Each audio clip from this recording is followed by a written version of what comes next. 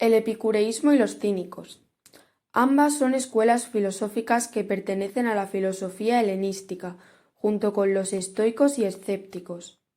La filosofía de estas es una filosofía transgresora, un ejercicio de liberación individual que tiene como finalidad alcanzar un estado de felicidad por medio de la autoinsuficiencia y la ataraxia, que es la ausencia de emociones fuertes o perturbaciones, el placer espiritual más elevado. Centrándome en cada una de las teorías, primeramente hablaré del epicureísmo. El fundador de esta escuela se llamaba Epicuro de Samos, nacido en el año 341 a.C. y murió 70 años después. Se dice que no se entendió muy bien lo que quiso transmitir, y su teoría se basaba en que para ser feliz o llevar una vida tranquila hay que alejarse de la politeia, que es aquello concerniente al Estado, en concreto alejarse de las decisiones públicas y de la política. Nos debemos liberar de nosotros mismos, de la prisión, de los asuntos habituales y políticos, decía Epicuro. Es decir, para él hay que ser idiotés, que es aquel que se centra en su particularidad y piensa que los asuntos de la comunidad no le afectan. Epicuro quiere recuperar ese sentido, ya que opina que lo público es lo que lo corrompe todo y al final siempre lo que predomina es lo que dicen los poderosos. Para conseguir esta felicidad que él desea, es esencial liberarse de temores irracionales y creencias erróneas, para lo cual tener un conocimiento científico que nos permita conocer la realidad es fundamental. También destaca que hay que abandonar la educación tradicional de la Grecia clásica, la llamada paideia, ya que transmitía valores que no conducían esa felicidad. Epicuro defiende la existencia de un bien supremo. Con ello se refiere a aquella cualidad o forma de vivir que debemos perseguir constantemente como finalidad de nuestras acciones y reflexiones. Para él, el bien supremo es el placer. Él hace una distinción sobre estos tipos de placeres, siendo los sensuales los de menor importancia y los intelectuales, como es el ejemplo del estudio o cultivo de la amistad, los más importantes. También habla de placeres naturales y no naturales, siendo los primeros los que nos exige nuestra physis, nuestra naturaleza, aquellos que hay que satisfacer en cierta medida para poder sobrevivir, y los no naturales, los que no nos exige nuestra naturaleza. Los placeres necesarios e innecesarios, que serán los que nos hacen falta y los que no. Por último habla de aquellos naturales y necesarios, como el comer, que hay que perseguirlos y practicarlos, los naturales y no necesarios, como cantar por el simple hecho de que te guste hacerlo, que hay que practicarlos con moderación e inteligencia, y los no naturales y necesarios, como el gusto por el poder, por las joyas, por la política, etc., que hay que evitar completamente. Con esto el filósofo nos quiere dar a entender cómo debemos pensar en los posibles efectos secundarios de aquellas cosas que primeramente nos dan ese resultado placentero.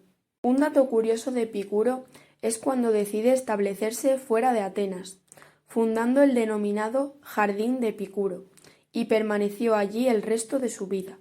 Más que un jardín, era una especie de huerto, como un espacio rural ajeno a la sociedad, al que llevaba a sus amigos y amigas para charlar alejados de todos aquellos problemas sociales.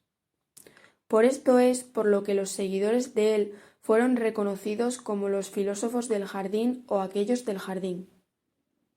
Epicuro también defendía el tetrafármaco, las primeras 4 de las doctrinas principales epicúreas, un remedio griego antiguo para los 4 humores que se decía que habían, pero no es un remedio físico, sino una especie de remedio para 4 miedos que todos tenemos que evitar: el miedo a la muerte, el miedo a los dioses, al dolor y a no saber o poder vivir bien.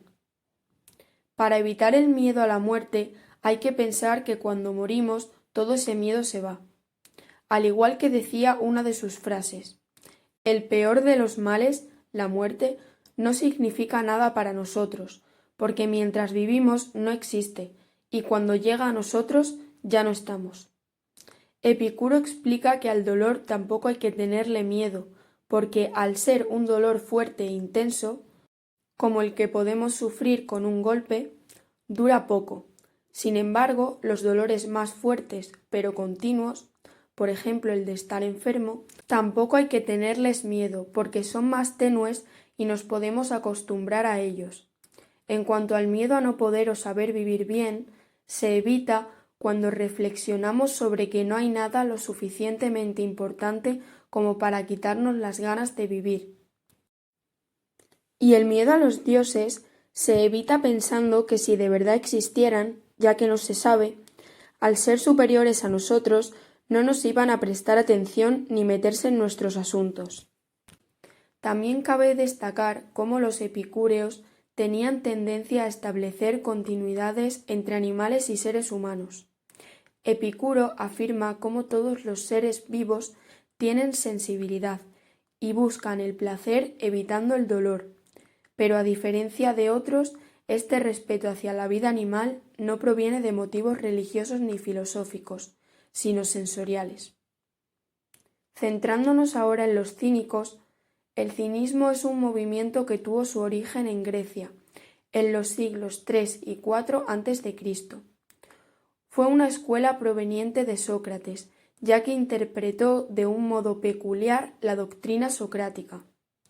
Sócrates fue un filósofo griego y uno de los más importantes de la filosofía antigua, el cual decía que el ser humano tiende al bien y que todos nuestros vicios son producto de la ignorancia. Él era como un ejemplo de vida, y todo ello debido a que vivía pobremente, pero defendía que había que vivir con lo justo.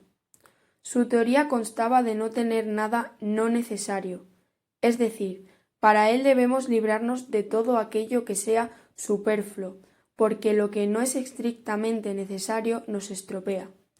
Por tanto, los cínicos están totalmente a favor de una vida alejada de todas las conveniencias sociales, de evitar llevar una vida política. Para los cínicos, la felicidad venía de esa vida simple y acorde con la naturaleza, donde el hombre por sí mismo presenta los suficientes recursos y elementos para ser feliz. Por ello, es por lo que también despreciaban no solo las riquezas y cosas de valor, sino también cualquier preocupación material.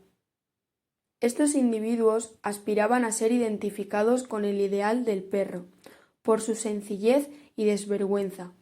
Tomaron como modelo a seguir la naturaleza y los animales.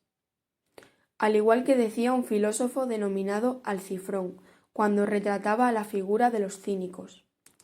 Es un espectáculo horrible de ver, cuando agita su sucia melena y mira insolentemente. Se presenta medio desnudo con una capa raída, una bolsita colgante y entre sus manos una maza hecha de madera de peral silvestre. Va descalzo, no se lava y carece de oficio y beneficio. Evidentemente, desprecia el dinero y aborrece el cultivo de la tierra. No tiene sentido de la vergüenza y el pudor se ha borrado en su rostro. A pesar de todas estas curiosidades, lo que realmente caracterizaba a los cínicos eran sus excentricidades, y les hizo llegar a la fama algunas composiciones que crearon en forma de sátira o diatribas, contra la corrupción de costumbres y vicios de la sociedad en aquella época.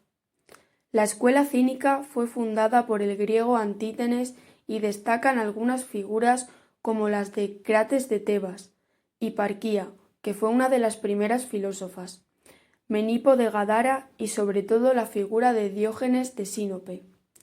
Es debido al comportamiento de Antístenes y Diógenes por lo que se les apoda cínicos, porque primeramente esta escuela fue llamada Escuela Socrática Menor. Además, sus reuniones grupales se realizaban en un gimnasio y estaban totalmente en contra de la escuela, las reglas, las ciencias, etc. A pesar de que Antístenes al principio lo rechazaba, Diógenes acabó convirtiéndose en el cínico más famoso de la historia. Comenzó a demostrar su peculiar visión del mundo, basándose en que el hombre puede vivir con lo justo y necesario, y que el mundo en el que vivió tenía un verdadero problema moral, ya que las personas realizaban sus acciones acorde con la opinión de las demás personas y respecto al bien y al mal. El único medio de conservar el hombre su libertad es estar dispuesto a morir por ella, decía Diógenes.